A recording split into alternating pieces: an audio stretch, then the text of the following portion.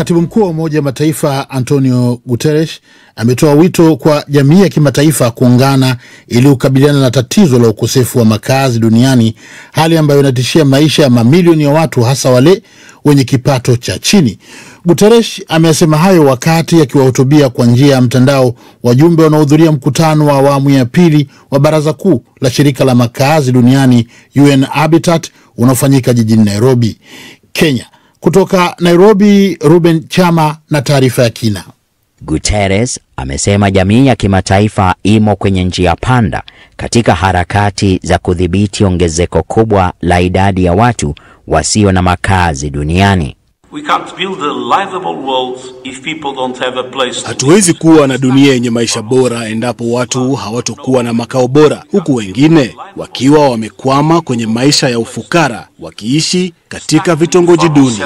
Ni kutokana na hilo ambapo zaidi ya wajumbe 1200 kutoka nchi 193 wanachama wa umoja huo wanashiriki katika kikao hicho cha siku 2 cha Baraza la Shirika la Makazi ili kutafuta ufumbuzi mwafaka wa tatizo hilo. Akihutubia kikao hicho cha ngazi ya juu cha baraza hilo, mkurugenzi mtendaji wa Shirika la Makazi Duniani UN Habitat, Ana Claudia Rosbach, amesema ajenda mpya ya mwaka wa 2026 na 2029 inajikita katika kutatua tatizo la ukosefu wa makazi ulimwenguni. More than 2.8 billion people are inadequately housed. Kwa sasa zaidi ya watu bilioni 2.8 wangali wanaishi katika makazi duni, huku wengine zaidi ya bilioni 1 wakiishi katika mitaa ya mabanda, ilhali zaidi ya watu milioni 300 hawana makao. And more than 300 million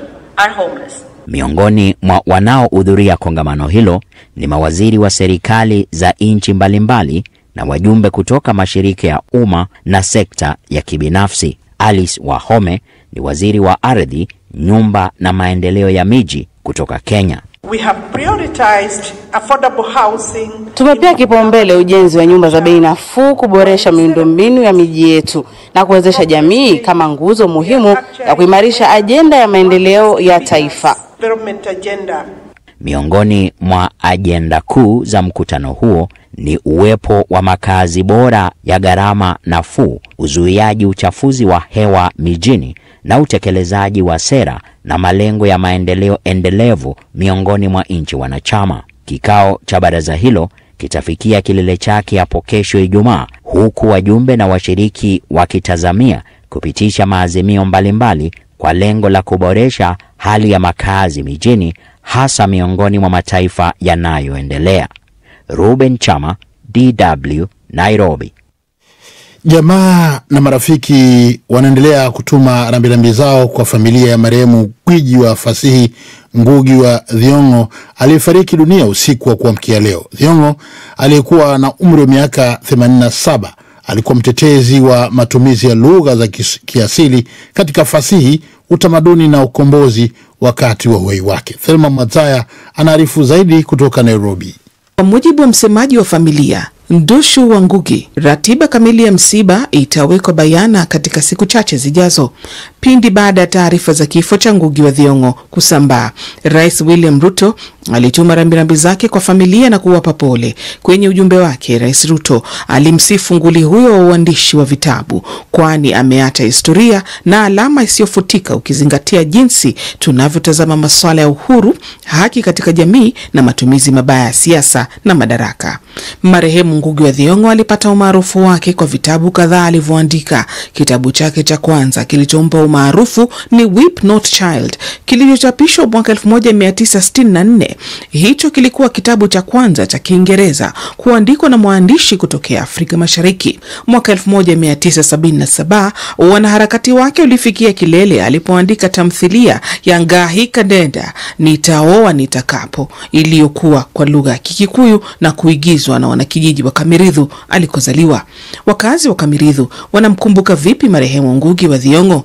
Esther Jambi ni mkazi wa kijiji cha Kamirithu na huu ndio mtazamo wake. Wakati sisi tulikuwa tunacheza, hakutupatia hata ndururu isipokuwa nusu mkate na soda.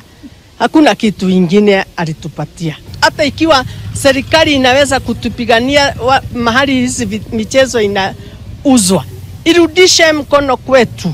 Mchezo huo wa kuigiza ulikosoa udhalimu katika jamii ila kuikera serikali iliyokuwa madarakani. Hilo lilimsukuma korokoroni kwa mwaka mzima bila ya kuhukumiwa. Kimani wa Murogami ni mkazi wa Kamiridhu na anaamini kuwa ni sawa kumuenzi marehemu hasa alikozaliwa huko Limuru. Pahali Ngugi alikuwa akisomea shule ya msingi inaitwa Manguo.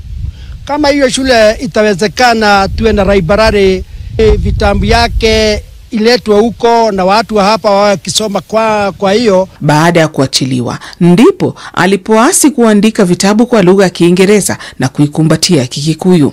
Ni katika kipindi hicho ambacho ndipo alipoamua kwenda uhamishoni Marekani katika miaka 80. Ndungi wa Githuku ni msanii na mwanaharakati aliyekuwa na ukaribu na marehemu Ngugi wa Thiong'o, na hivi ndivyo anavyomkumbuka kila aliporejea kutembea Kenya. Tuliongea naye karibu kila siku kwenye simu, akitaka kujua siasa zinaenda namna gani. Alikuwa akiishi maisha ya kuwapenda watu, na ninapendekeza hata kwenye familia ya kwamba Ngugi wa Thiong'o azikwe na walala hoi. Thelma Mwazaya, DW, Nairobi.